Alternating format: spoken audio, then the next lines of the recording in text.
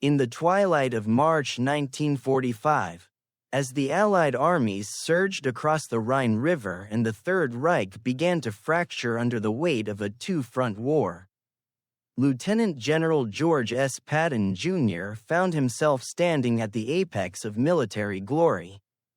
commanding a force that had torn through France and Germany with unprecedented speed. Yet in the privacy of his command trailer, the old man was wrestling with a demon that no amount of strategic brilliance could exorcise. His personal aide, Major Al Stiller, a rough-edged friend from the old days of the Tank Corps, had been whispering in Patton's ear about the precarious fate of XIII-B, a prisoner of war camp hidden deep in the Bavarian hills near Hammelburg, where Lieutenant Colonel John Waters, Patton's son-in-law, had been languishing since his capture in North Africa in 1943. While the official line relayed to Corps commanders was a concern that the retreating SS might liquidate prisoners in a final act of spite, a fear grounded in the reality of atrocities like Malmedy, the driving force behind the mission was a frantic, paternal desperation that led Patton to bypass the standard chain of command. Ignoring the vehement protests of General Manton Eddy and General William Hogue, who viewed the proposed raid not as a bold stroke of genius,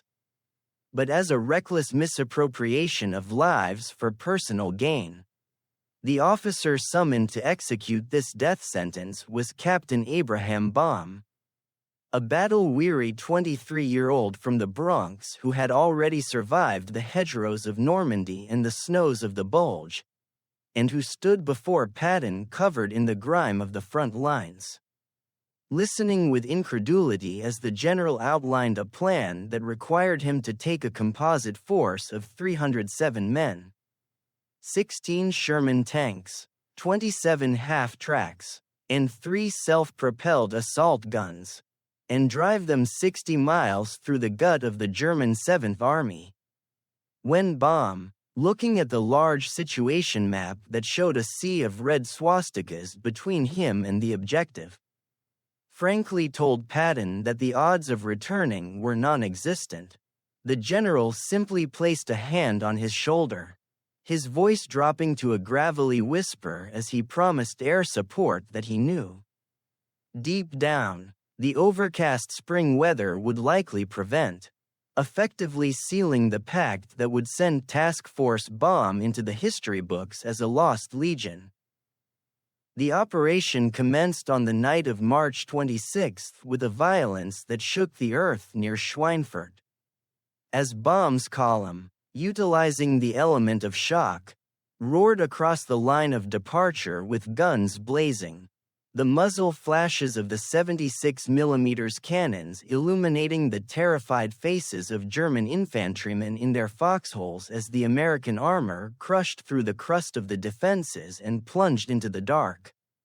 unknown void of the enemy rear. For the next 24 hours, the task force became a phantom menace, a Trojan horse of steel that raced through sleeping German villages where residents,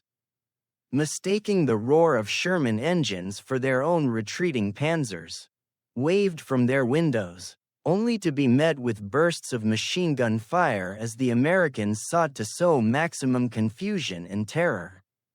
They were a bleed force, tearing open the soft underbelly of the German rear echelon, destroying supply trains that exploded in spectacular fireballs, overrunning anti-aircraft batteries that were pointed at the sky and helpless against ground attack, and smashing through roadblocks manned by old men and young boys of the Volkssturm. However, the journey was a gauntlet of attrition. At the town of Gemünden, Baum attempted to storm a critical bridge over the Saal River, only to have the German defenders detonate demolition charges at the last second, sending tons of concrete and steel raining down on the lead tanks and forcing the column to backtrack under a hail of sniper fire to find a ford. a delay that allowed the German command to wake up to the reality that a rogue American unit was loose in their sector. General Obstfelder of the German 7th Army, initially believing an entire division had broken through, soon realized the small size of the force and mobilized a hunting party consisting of Jagdpanzer 38T Hetzers, Tiger tanks, and veteran engineer battalions, creating a moving pocket of steel that began to close around Baum's exhausted men from all sides. By the time the battered, mud-splattered remnants of Task Force Baum crested the hill overlooking Offlog XIII-B on the afternoon of March 27, they had been fighting without sleep for nearly 2 days. Their fuel tanks were echoing with emptiness, and their hulls were scarred by shrapnel. Yet the sight of the camp galvanized them for one final, desperate charge. The liberation was a scene of Dantean chaos. The American tanks smashed through the double perimeter barbed wire fences, their machine guns shredding the wooden guard towers, as thousands of prisoners, including a large contingent of Serbian officers who had been imprisoned since 1941, surged forward in a wave of gray and khaki. Hysterical with the prospect of freedom, swarming the tanks and kissing the muddy metal of the Shermans. In the midst of this pandemonium, Lieutenant Colonel Waters, attempting to act as the senior American officer, walked out of the camp gate under a white flag to negotiate a surrender of the German camp guards to prevent a bloodbath, only to be shot by a fanatical German soldier hiding in a drainage ditch. The bullet shattered his femur, leaving him critically wounded and unable to be moved, thereby rendering the entire purpose of the mission a tragic failure in the very moment of its apparent success. Baum, looking out at the sea of 1,500 starving men and realizing he had only enough vehicles to carry perhaps 200, and seeing the German noose tightening around the valley as heavy artillery shells began to crater the campgrounds, made the heart-wrenching decision to order the prisoners back into the barracks and to withdraw his task force to a nearby high ground,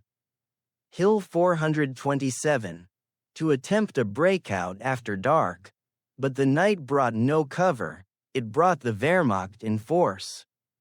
Under the eerie, wavering light of magnesium flares dropped on parachutes, the Germans launched a coordinated annihilation of the American position, utilizing the superior night optics of their tanks and the terrifying Panzerfaust rockets of their infantry to dissect the task force piece by piece. The summit of Hill 427 turned into a slaughterhouse of burning gasoline and screaming men as the Shermans, out of ammunition and fuel, were knocked out one by one, their crews fighting with submachine guns and grenades until they were overrun. Baum, wounded in the hand and knee, his uniform soaked in blood, finally gave the order, every man for himself, dissolving the task force into small groups of fugitives who scattered into the dark Bavarian woods. In the days that followed, almost every member of the task force was hunted down and captured, including Baum, who ended up lying in a hospital bed in the very camp he had tried to liberate. While back at 3rd Army headquarters, the news of the total loss of the unit struck Patton with the force of a physical blow. Though he publicly maintained a facade of stoic indifference, lying to the press and to Supreme Commander Eisenhower by claiming the raid was a diversion intended to confuse the enemy, a lie that Eisenhower accepted only because Patton was too valuable to fire. Patton's personal diary revealed the depth of his guilt, containing the admission that this was the only mistake of the war he had made where the motivation was personal rather than professional. The Hammelburg raid remains the haunting, tragic footnote to a legendary career. A brutal reminder that in the calculus of war, the intersection of love and duty is a dangerous crossroads, and that the price of a general's secret sin is paid in the currency of soldiers' lives, leaving behind a legacy of bravery and betrayal that would whisper in Patton's conscience until his dying day.